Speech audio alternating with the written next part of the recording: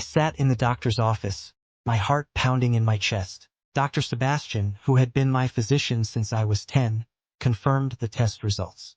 My mind was spinning. She looked at me, her voice steady but firm. "Rand, you've contracted an STD." An STD? But the only person I'd been with was Beth, my wife. I felt my world crumbling as realization hit me. Beth had been unfaithful. The disease wasn't mine. It was something she had brought home. The life I thought I knew had just shattered. My name is Randall Dunn, but people call me Rand. I'm 30 years old, the same as Beth, my wife of 6 years. We met a decade ago at a friend's party, and from the moment I saw her, I was hooked. Beth was captivating: long, wavy brown hair, bright eyes, and a smile that lit up the room. We clicked instantly, talking for hours like we'd known each other forever. By the end of that night, I knew I wanted to spend my life with her.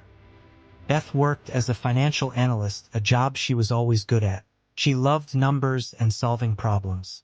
I, on the other hand, am a chemical engineer at a local plant. Our lives were ordinary but comfortable. We bought a house together, talked about starting a family, and settled into a routine like most couples do. For a long time, everything seemed perfect. But looking back, I realized things began to shift about 2 years ago. The spark between us that had once been so alive started to fade. We grew distant, not in any obvious way at first, just small things. We stopped having those deep, meaningful conversations. The long walks we used to enjoy turned into quick goodbyes as we both focused on work. Sex became routine and rare, something that felt more like a duty than an expression of love. Still, I never questioned Beth's commitment to me. She was my wife, my best friend. I loved her, and I believed she loved me too. We had tough times like any couple, but nothing that felt insurmountable. Then, about 6 months ago, Beth started coming home later than usual. She always had a reason: a big project at work, extra meetings, tight deadlines. I believed her because she had never given me a reason not to trust her. She was tired all the time, often falling asleep on the couch before dinner. I would watch her sometimes, her face weary, and wonder if maybe I wasn't doing enough to help her. I assumed it was just the stress of work getting to her. I'll never forget the day that everything changed. Started like any other day. I hadn't been feeling well for a while. Something was off. I went to see Dr. Sebastian, a close friend who had been my doctor for years. She ran some tests, and when I returned to her office a few days later, I could tell from her face that something was wrong. "Rand, you've contracted gonorrhea," she told me. My mind went blank. Gonorrhea? How? I hadn't been with anyone but Beth for years. It didn't make sense. "Are you sure?" I asked, my voice trembling. She looked at me, her expression filled with sympathy. I knew the answer even before she spoke again. "I'm so sorry, Rand, but the results are clear. You'll need to inform your sexual partners." My stomach turned. Phyllis, my only partner is Beth. And then it hit me. There was only one way I could have contracted this disease. Beth must have been unfaithful. I couldn't bring myself to say the words aloud, but Phyllis understood. The look of shock and pity in her eyes told me that she knew exactly what had happened. She handed me a prescription and some pamphlets about the treatment. I nodded numbly, unable to process the reality of what was unfolding. I left her office and drove to the pharmacy in a daze, picking up my medication while the pharmacist explained how to take it. I barely heard him. The entire time, my thoughts were consumed with one thing: Beth had cheated. I had no idea who it could have been with, but there was no other explanation. The woman I had loved, trusted, and spent a decade with had betrayed me. I got home later than usual, but still before Beth. I sat in our living room, staring at nothing, the prescription bottles lying on the table in front of me. My mind was racing, full of dark thoughts. The longer I sat there, the angrier I became. Images of Beth with another man flashed in my head, making me sick to my stomach. I couldn't believe this was happening. Felt like a nightmare I couldn't wake up from. When Beth finally came home, it was after 9 p.m. She walked in with that same tired expression she'd worn so often lately. "Rand?" she called, setting down her bag by the door. I stayed seated, unable to bring myself to move. When she saw me sitting in the dark, she frowned. "What's going on?" she asked, her voice filled with concern. I stared at her for a moment, my heart pounding. Should I confront her? Could I even face the truth? She started telling me a story about an emergency at work, how she had to stay late to fix a report. She rambled on, her words sounding distant and hollow to me. "Beth," I interrupted, my voice cold and detached. "We need to talk." She looked startled, like she hadn't expected this conversation. "What is it?" I hesitated for a moment before speaking, my heart breaking with every word. "I went to the doctor today," I said slowly. "I haven't been feeling well, and they ran some tests."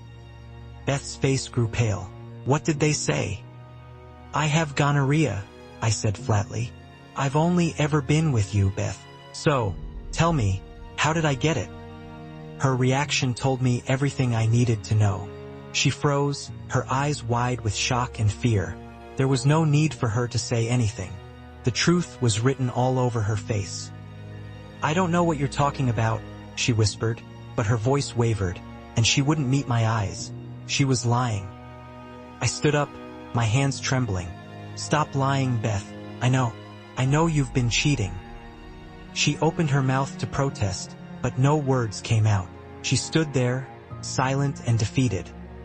After that first confrontation with Beth, my world continued to spin out of control. There was a part of me that wanted to believe it was all a mistake, that maybe the doctor had gotten it wrong, but deep down I knew the truth. My wife had been unfaithful, and it was starting to feel like the life I thought I knew was unraveling before my eyes. Beth's reaction that night had been one of shock and fear, but she didn't immediately deny it. That silence spoke louder than any words could have. Over the next few days, I kept replaying our conversation, searching for clues, trying to understand what had happened. How long had this been going on? Who was the other man? And why had she done this to me? The betrayal was like a knife twisting in my chest every time I thought about it.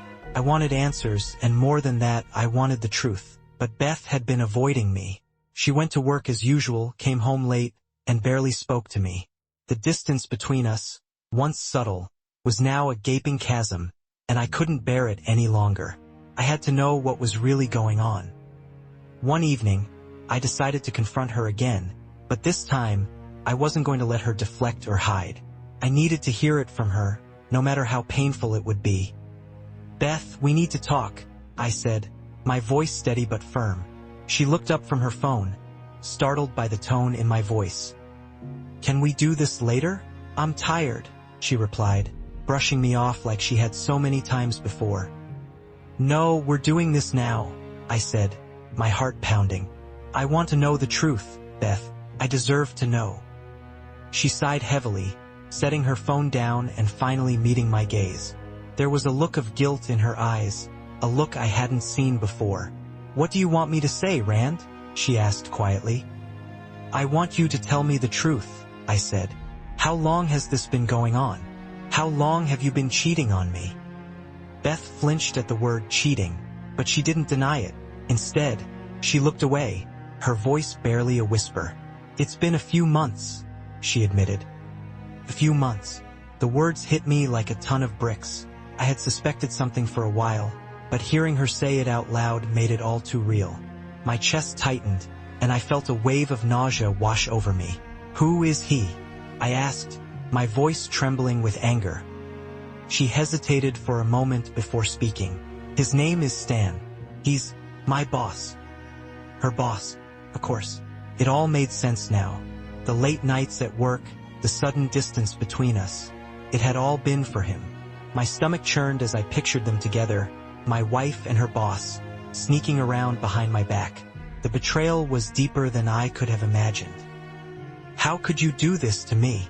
I demanded, my voice shaking with emotion. "How could you betray me like this?" Beth's eyes filled with tears as she looked at me. "I didn't mean for it to happen, Rand," she whispered. It just happened. We were drifting apart, and I was feeling lost. Stan was there, and one thing led to another. I never wanted to hurt you. But she had hurt me, more than she could ever know. The woman I had loved and trusted with my life had destroyed everything we had built together. I felt like a fool for not seeing it sooner. for not realizing that our marriage was falling apart long before Stan came into the picture. "Is it over?" I asked, my voice barely audible. Beth hesitated, and that hesitation told me everything I needed to know. It wasn't over. She was still seeing him. My heart sank, and I felt a wave of despair wash over me. How could she still be with him, even after everything that had happened? "I don't know," she admitted, her voice cracking. "I don't know what I want anymore." That was the final straw. I couldn't believe what I was hearing. She didn't even know if she wanted to stay with me, the man she had promised to love and cherish for the rest of her life. I stood up, my hands trembling with rage. "I can't do this, Beth," I said, my voice cold and detached. "I can't keep living like this, not knowing if you're still seeing him, not knowing if you even want to be with me." She started to cry, but I couldn't feel any sympathy for her. The woman I had once loved was gone, replaced by someone I didn't even recognize. I walked out of the room, leaving her sobbing on the couch. The days that followed were a blur of anger, confusion, and heartbreak. I couldn't concentrate at work, couldn't focus on anything but the betrayal that had torn my life apart. Every time I closed my eyes, I saw them together, Beth and Stan, laughing, touching, sharing moments that were supposed to be mine. I didn't know what to do. Part of me wanted to confront Stan, to demand answers from him, but what good would that do? He wasn't the one who had taken vows with me. He wasn't the one who had promised to love me until death do us part. Beth was the one who had betrayed me, and no matter how much I wanted to hate Stan, I knew that my real anger was directed at her. One night, after another sleepless evening of tossing and turning, I decided I needed to do something. I couldn't just sit around and let this eat me alive. I needed to know more to understand the full extent of the betrayal. So, I did something I had never thought I would do. I went through Beth's phone. It felt wrong, invading her privacy like that, but I had no choice. I needed to know the truth, and if she wasn't going to give it to me, I would find it myself. As I scrolled through her messages, my heart sank. There they were, dozens of texts between her and Stan. Flirty messages, inside jokes, plans to meet up after work. It was all there in black and white, the proof of her affair. But what hurt the most was seeing the way she talked about me. In one message, she complained about how boring I had become, how we never did anything exciting anymore. In another, she joked about how easy it was to keep me in the dark, how I was too trusting to ever suspect anything. The betrayal cut even deeper than I had imagined. I felt sick to my stomach as I read through the messages. This wasn't just a fling, it was an ongoing affair, and Beth had no intention of stopping it. I couldn't believe that the woman I had loved for so long could be so cruel, so heartless. I confronted her the next day, showing her the messages. She didn't try to deny it this time. There was no point. The evidence was right there in front of her, and she knew she couldn't lie her way out of it. "I'm sorry, Rand," she said, tears streaming down her face. "I never wanted to hurt you." But her apologies meant nothing to me anymore. The damage was done and there was no going back. I couldn't trust her, couldn't believe a word she said. Our marriage was over, whether she wanted to admit it or not. As the days turned into weeks, I tried to figure out what my next move would be. Part of me wanted to file for divorce right then and there, to cut Beth out of my life for good. But another part of me couldn't let go of the life we had built together. Even after everything, I still loved her, and the thought of ending our marriage was almost too much to bear. I reached out to a lawyer just to explore my options. I needed to know what a divorce would look like, how it would affect our finances, our house, everything. The lawyer, a no-nonsense woman named Angela, was sympathetic but blunt. "You need to protect yourself, Rand," she told me. "Beth has already betrayed your trust, and you can't afford to take any chances. Get everything in writing."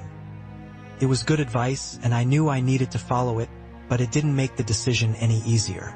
I spent sleepless nights thinking about what had gone wrong, replaying every moment of our relationship in my mind, trying to figure out where it had all gone wrong. But no matter how much I analyzed it, I couldn't change the fact that Beth had made her choice. She had chosen Stan over me, and there was no undoing that. Finally, after weeks of agonizing, I made the decision. I sat Beth down one evening and told her it was over. There was no more anger in my voice, no more shouting or accusations. I was simply tired of the lies, the betrayal, the constant uncertainty. I wanted my life back, and the only way to do that was to let her go. Beth cried, of course. She begged me to reconsider, promised that she would end things with Stan, that she would go to therapy, do whatever it took to make things right. But it was too late. The trust between us had been shattered, and there was no way to rebuild it. I couldn't live the rest of my life wondering if she was lying to me, if she was still seeing him behind my back. That night, I packed my bags and left. It was the hardest thing I had ever done, walking away from the woman I had loved for so long. But I knew it was the right decision. Our marriage was over, and there was no saving it. As I drove away from the house we had shared, I felt a strange mix of emotions. Sadness, of course, but also a sense of relief. For the first time in months, I felt like I could breathe again. I didn't know what the future held, but I knew that I had made the right choice. Beth had betrayed me in the worst possible way, but now it was time for me to take control of my life again. It wouldn't be easy, but I was ready to start over. The realization that Beth's betrayal was deeper than I imagined kept me awake at night. But after the initial shock and heartbreak, something else began to grow inside me: anger. Not the helpless, sad kind, but a cold, calculating rage. I couldn't just let her and Stan get away with this. Beth had shattered my trust, humiliated me, and now she was begging me to reconsider, to work things out. But I wasn't the same person anymore. I had been changed by this, hardened. The idea of revenge started as a whisper in the back of my mind. At first, I tried to ignore it, telling myself I was better than that I didn't need to stoop to their level. But the more I thought about it, the more appealing it became. Why should they get to walk away from this unscathed? Why should I be the only one suffering? They had torn my life apart, and they deserved to pay for it. One night, after another sleepless evening, I came to a decision. I wasn't going to let them get away with it. If they wanted to destroy my life, I'd make sure they regretted it. The first step was figuring out how. I wasn't impulsive, and I knew I couldn't act on pure emotion. I needed a plan, one that would hit them where it hurt the most. I started with Stan. He was the root of all this. Without him, none of it would have happened. Beth might have been unfaithful, but Stan was the one who had seduced her, encouraged her to cheat, and treated our marriage like it was nothing more than an obstacle. I knew where he worked, and I knew enough about him from the Christmas parties and company events Beth had dragged me to over the years. Stan Weaver was in his 50s, the head of a mid-sized company, and married to a woman half his age, a trophy wife named Heather. She was a few years out of high school and had the look of someone who married for money and prestige, not love. I'd seen how Stan leered at other women, even with Heather on his arm. He had a reputation for being sleazy, but his money and connections kept him protected from any real fallout. If I was going to take him down, I had to hit him where it hurt the most: his business, his reputation, and his marriage. I started gathering information. Every night after work, I'd sit at my desk researching Stan's company, his personal life, anything that could be useful. I dug into his social media profiles, his wife's, his company's. I learned who his closest business associates were, who his investors were, and which clients he relied on the most.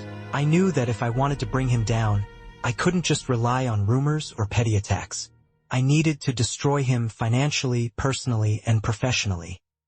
One night, after hours of research, I stumbled upon something that made everything click into place. There were whispers online about some shady real estate deals Stan had been involved in. His company had been buying up foreclosed properties for dirt cheap, then flipping them for a massive profit without making them available for public auction. The more I looked into it, the clearer it became. Stan was manipulating the system, taking advantage of people who had lost their homes to enrich himself. And if I could expose that, I could bring him down. But I needed more than just rumors and speculation. I needed hard evidence, something that would hold up in court or, at the very least, destroy his reputation beyond repair. That's when I decided to pay a visit to Angela Price, the lawyer I had consulted earlier. Angela had a reputation for being ruthless, and I knew she could help me build a case against Stan. When I walked into her office, Angela didn't seem surprised to see me. "I've been expecting you, Rand," she said, gesturing for me to sit down. You ready to talk about what comes next? I nodded, sitting across from her. I want to take Stan down, I said bluntly. I've done some digging and I found out about his real estate deals. He's been buying up foreclosed properties and flipping them without making them available to the public. It's shady as hell, and I'm pretty sure it's illegal.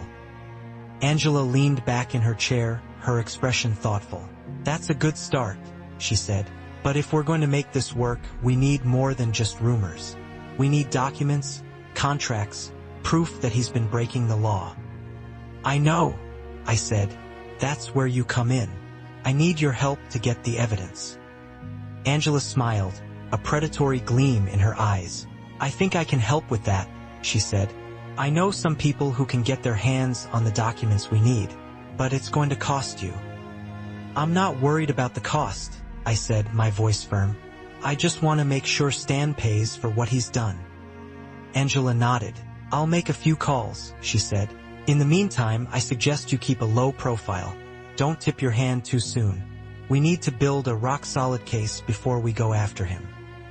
Over the next few weeks, Angela and I worked closely together to gather the evidence we needed.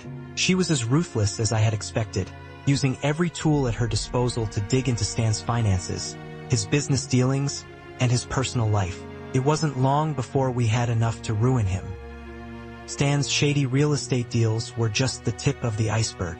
We uncovered evidence of tax fraud, embezzlement, and even some questionable offshore accounts. He had been funneling money out of the country for years, hiding it from both the government and his investors. When Angela showed me the final dossier, I couldn't help but feel a sense of satisfaction. Stan had built his empire on lies and deceit, and now it was all going to come crashing down.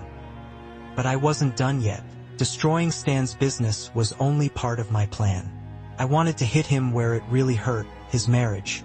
Heather, his trophy wife, was blissfully unaware of the affair he was having with Beth. She was living in her bubble of luxury, thinking that Stan was devoted to her. But I knew better. Stan was using her as a status symbol, nothing more. So I decided to reach out to Heather. I didn't want to be cruel, but she deserved to know the truth. And if it hurt Stan in the process, all the better. I sent her an anonymous letter detailing Stan's affair with Beth. I included some of the texts and emails I had found on Beth's phone, proof that Stan had been cheating on her for months. A few days later, I got my answer. Heather filed for divorce. The news spread like wildfire through the local business community. Stan's perfect life was crumbling, and I couldn't have been more satisfied. His business was under investigation, his wife was leaving him, and his reputation was in tatters. But I wasn't done yet. Beth was still in the picture, and while I had destroyed her lover, I hadn't yet confronted her in a way that would make her feel the full weight of what she had done to me. I could have filed for divorce immediately, but I wanted her to feel the same helplessness and confusion I had felt when I first discovered the affair. I started by being distant. I gave her just enough attention to keep her guessing, but I never engaged with her emotionally. Whenever she tried to talk about our relationship or the possibility of working things out, I brushed her off. I could see the frustration and guilt eating away at her, and that was exactly what I wanted. One evening, as we sat in the living room in awkward silence, Beth finally broke down. "Rand, please," she said, her voice shaking. "I know I've hurt you, but I want to make this right. I'll do anything. Just tell me what you want." I looked at her, my expression cold and unreadable. "What I want," I repeated, my voice calm. "I want you to feel what I felt. I want you to understand the pain you caused me." Beth's eyes filled with tears. "I do understand," she whispered. "I know I made a terrible mistake, but I love you, Rand. I never stopped loving you." I laughed bitterly. "Love? Is that what you call it? You cheated on me for months, lied to me, and now you want to pretend that you still love me? You don't know what love is, Beth." She sobbed, burying her face in her hands. But I felt nothing. The woman I had loved was gone, replaced by someone I barely recognized, and no amount of tears or apologies could change that. "Here's what's going to happen," I said, my voice steady. "We're going to stay married for now, but only because I want you to feel the consequences of what you've done. You're going to live with the guilt, every single day. And when I decide the time is right, we'll get divorced. But until then, you're going to stay here, and you're going to suffer." Beth looked at me, her face pale with shock. "Rand, please," she whispered. "Don't do this. I'll do anything to fix this." But I wasn't interested in fixing anything. I had already made up my mind. Beth was going to pay for what she had done, just like Stan had. In the weeks that followed, I continued to manipulate the situation, keeping Beth on edge, never letting her know where she stood. I watched as she became more and more desperate, trying to make amends, trying to win back my trust. But it was all in vain. I had no intention of forgiving her. This was about control now, about making her feel the same helplessness I had felt. I kept tabs on Stan through the grapevine. His business was in ruins, his personal life shattered, and the investigations into his shady dealings were piling up. He was facing lawsuits from investors, and the IRS was breathing down his neck. It was only a matter of time before he lost everything, and I was content with that. One day, while Beth was at work, I received a call from Angela. She had news.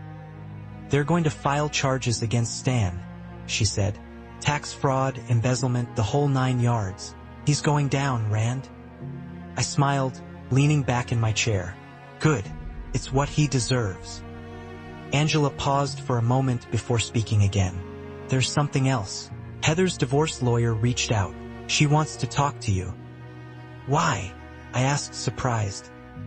"She found out about the affair. She wants to know if you'd be willing to provide a statement for her divorce case. It could help her get a bigger settlement." I thought about it for a moment. Heather was just another victim in this mess, but if I could help her take more from Stan, I was all for it. "Tell her I'm in," I said. In the end, Stan lost everything. His business collapsed under the weight of the investigations, his assets were seized, and he was facing prison time. Heather walked away with a hefty settlement, and I made sure Beth knew every detail of Stan's downfall. Beth, for her part, became a shell of the woman she once was. She tried to pretend that everything was fine, that we could still salvage our marriage, but I saw through her act. She was broken just like I had been, and I took satisfaction in knowing that I had done that to her. Finally, after months of watching her suffer, I decided it was time to end things. I filed for divorce, and when I handed her the papers, she didn't even fight it. She signed them without a word, tears streaming down her face. As I walked out of the house for the last time, I felt a strange sense of closure. The revenge I had sought was complete. Stan was ruined, and Beth was left with nothing. It wasn't the happy ending I had once dreamed of, but it was an ending nonetheless. And for the first time in a long time, I felt free. The day I left Beth for good was a quiet one. There was no grand confrontation, no last-minute pleas. It was simply over. After months of living in the shadows of betrayal, I finally felt a sense of calm, though it was far from the peace I used to know. The house that once symbolized our future now felt like a place I no longer belonged. The divorce papers were signed, and with them our life together ended. As I walked away, I couldn't help but reflect on everything that had happened. I had set out to destroy Stan, and I had succeeded. His business was gone, his marriage shattered, and his reputation left in ruins. The man who had taken so much from me now had nothing. I had avenged myself in the only way I knew how, but I also realized something in the end. Revenge had come at a price. While watching Beth suffer gave me a fleeting sense of satisfaction, it didn't heal the wounds inside me. The anger that had driven me for so long had burned out, leaving only a hollow emptiness behind.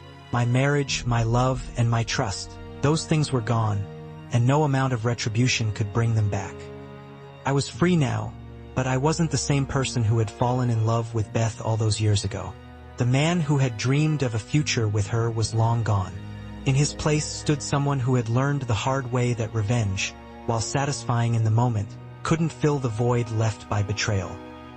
I spent the following weeks in quiet reflection, trying to figure out what came next. For the first time in years, I was alone. No Beth, no marriage, but also no lies and no more pretending. There was a certain relief in that, even if it was tinged with sadness. I had survived the storm, but I still needed to rebuild.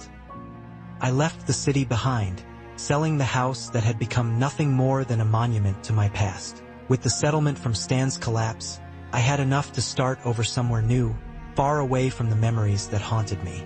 I didn't know where I was headed, but I knew I couldn't stay. In time, I hoped to find peace, to learn how to trust again. Maybe I'd meet someone new, someone who could see me for who I was now. But for now, I was content with the silence, with the knowledge that I had survived the worst. The road ahead was uncertain, but it was mine to walk, free from the pain of betrayal. As I drove away from the life I had known, I realized that while revenge had its place, true freedom came from letting go. The past was behind me, and I was finally ready to face whatever came next.